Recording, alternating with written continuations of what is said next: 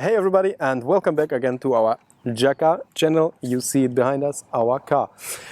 We started our journey now in Stockholm, and our first stop was 350 kilometers later without any braking of the car, which is already amazing because we don't know, the car is very, very old. It's the oldest Fiat Ducato you can buy. And we survived it. How was the name of the area we went to? Skara. And we visited Josephine. Yeah.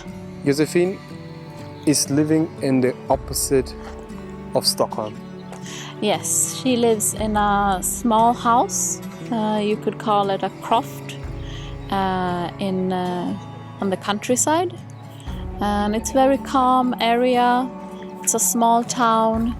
And we really enjoyed it because it was green. Yeah, it's soundless. It's like a little farm. It was incredible. And of course she had neighbors, but there was a bit of distance in between them. Yeah, we just felt divine there, like she called it now, but calm. Yeah, it was very calm. The only thing what was not calm is her chickens.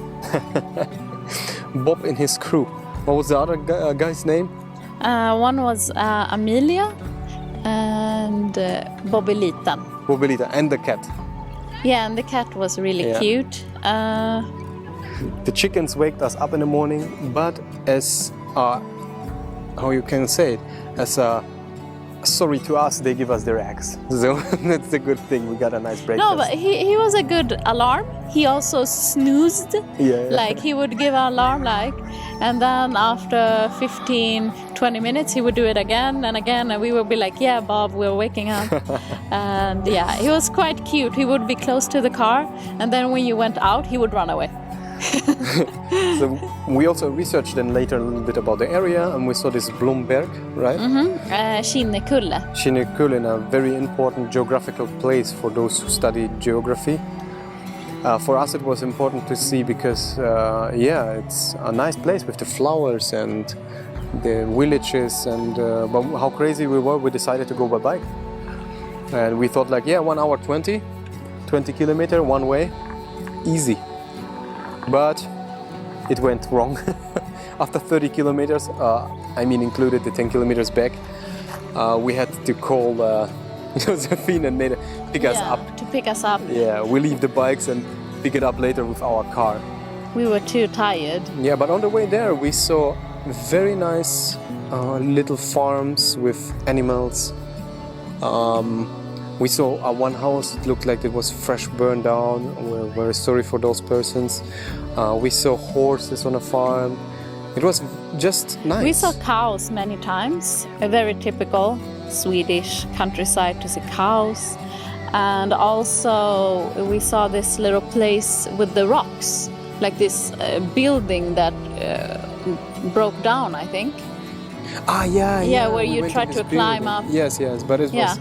I think it was the stone schiffer, which is very dry, and it broke easily. Once I even fall down a little bit, but nothing broke. And we also had the chance to interview a little bit Josephine. Yeah, so we are here at your place and we're traveling, but we were wondering how it is for you who actually stay here all year around. Well,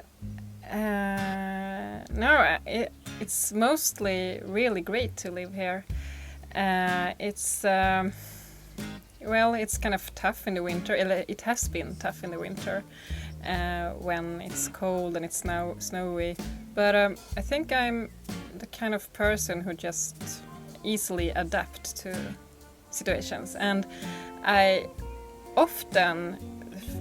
feel thankful for this place, and it's really, I don't know, divine is maybe a too great or big word, but it's home, and I feel often or almost always really satisfied being here.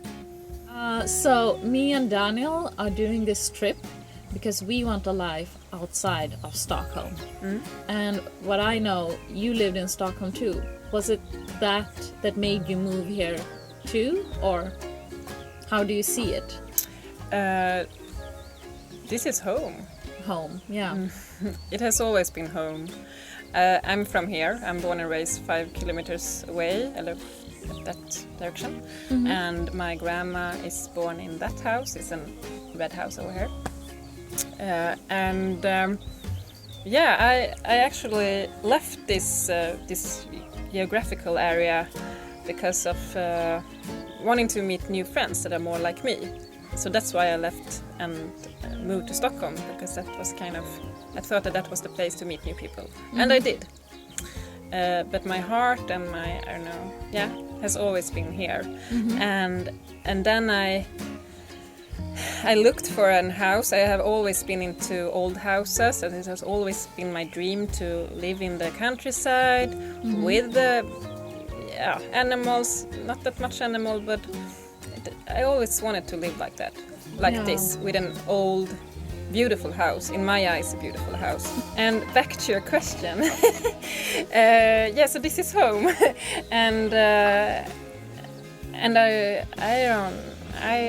I'm still not owning it, but I want to, and I have such a vision that it will be mine one day, and it's so nice to keep it in the family too. Yeah, because it's family.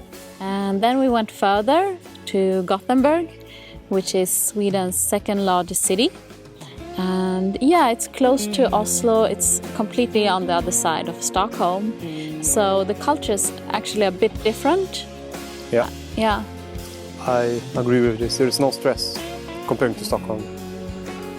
Incredible buildings, a lot of parks, greens, in general, a lot of green. Trams everywhere. Yeah, that reminded me of Portugal. And I think Gothenburg is the only city who actually has this much trams as public transportation. You have it in Stockholm too, but there is just some left. And in Gothenburg, you actually use the tram instead of buses. It was the next day we went on a bike tour again, but this time we calculated our route we could handle. So this time we went and watched street graffitis.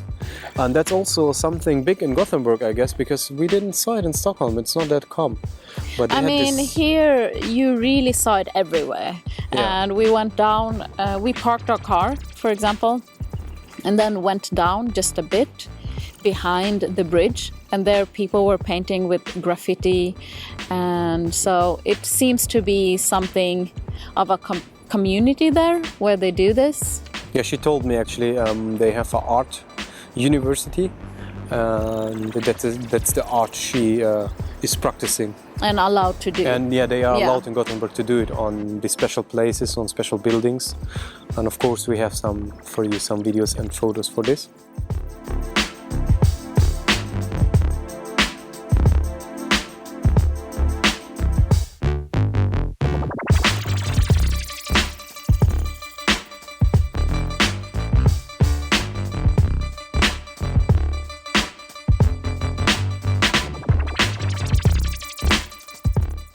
Yes, Gothenburg. Then we meet up with your friends in a park.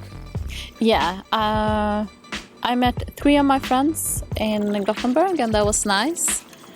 And I usually meet them in Stockholm, but one of them are studying in Gothenburg, so we thought we should meet them on the way. We also interviewed Sarah. Just a quick one. What is she, or how does she like Gothenburg, or what's special about it? And a quick answer she gave us. It's a quite good size. It's not too small, but it's not too big, and it's quite cozy. Like, there's a lot of things to do. In the end of the first day, we went through some parts in Stockholm, I wanted to say now, in Gothenburg. And that was very interesting because they had this student tradition in Sweden. The people went crazy. It was loud, noisy. They were dancing, driving with the cars. That was for me special because I don't know it from our students where I'm from. So yeah, that was nice for me. We had the choice either stay in Gothenburg, what by the way was not expensive.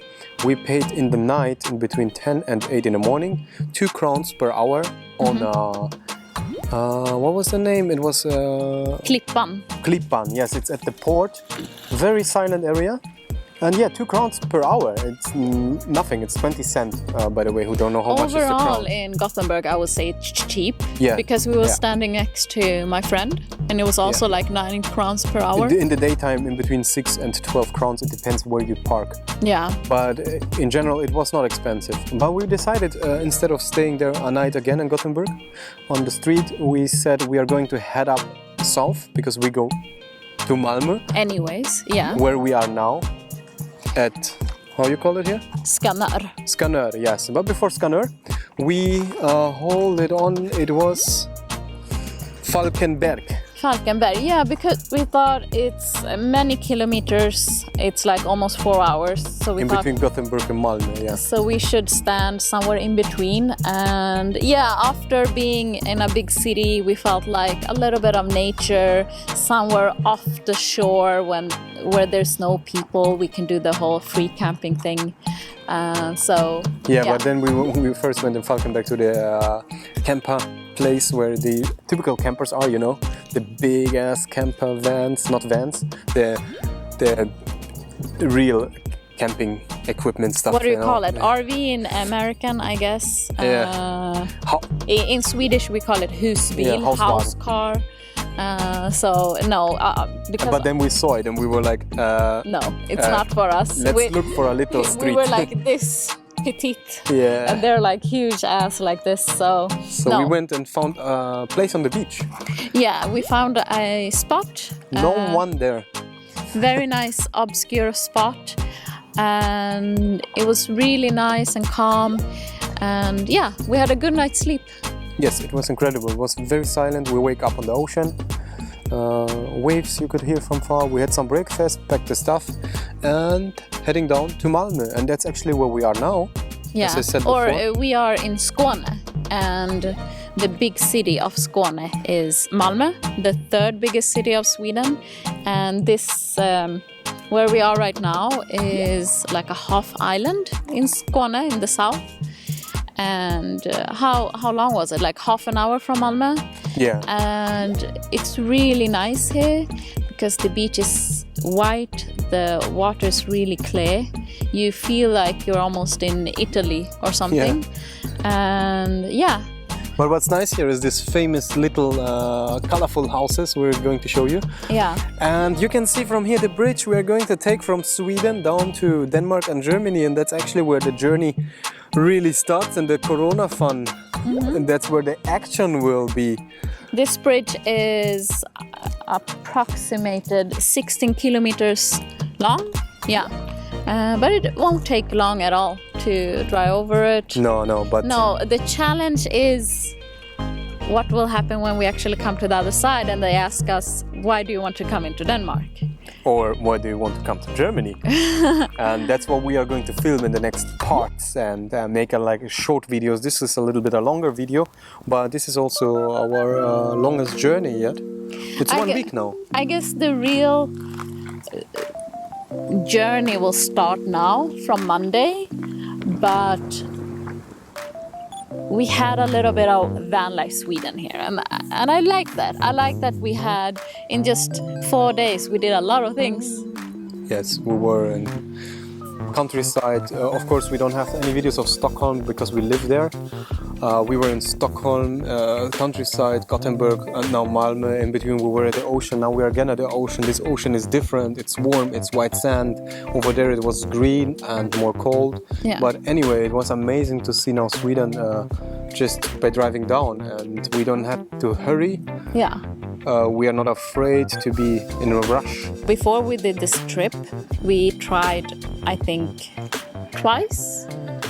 three times to sleep outside. I mean, in the camper van.